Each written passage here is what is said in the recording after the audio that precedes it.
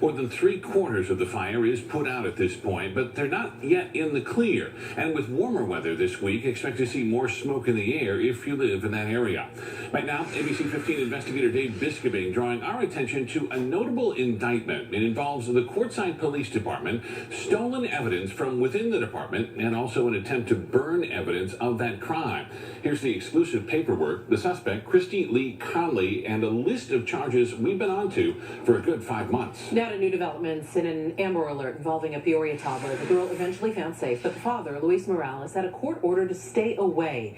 In less than 24 hours after getting out of jail for violating it, he was arrested again. In the Amber Alert, we spoke to County Attorney Bill Montgomery about all of this, who says this case illustrates some ongoing concerns in our legal system.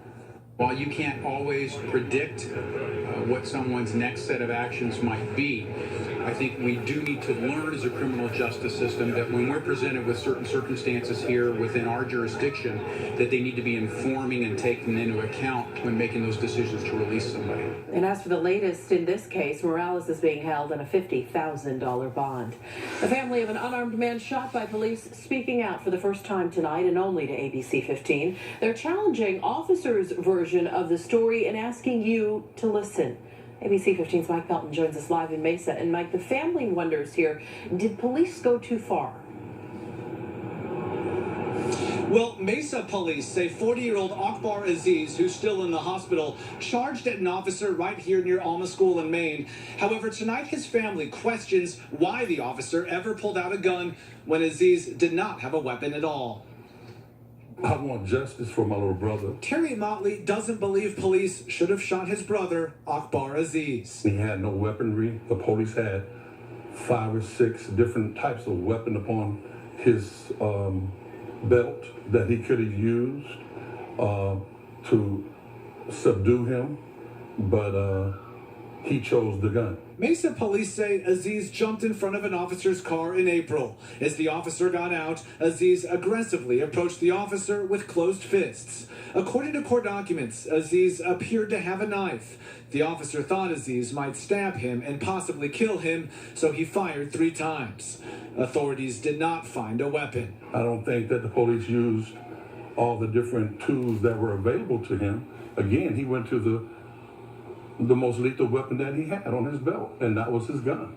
And then he shot several times. Mesa police confirmed the officer did have a taser, but didn't deploy it.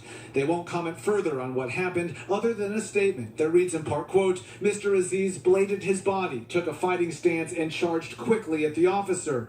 Aziz's attorney tells me she wants all the facts. How is it that you have a trained officer that shoots an unarmed man several times? That's exactly what my question is. What am I missing here? You shot him because there was a knife or because you thought there was a knife? Now there is no knife. And the young man's been shot several times in the hospital, critical condition, fighting for his life. The officer's at home.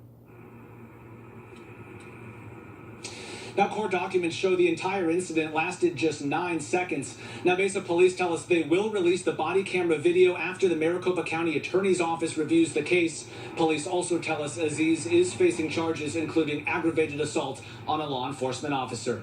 We're live in Mesa tonight. Mike Pelton, ABC 15, Arizona. Thank you, Mike. It is the biggest story in the world tonight, the end of the Iran nuclear deal. And here's what it was, an agreement that Iran would redesign, convert, and reduce its nuclear facility.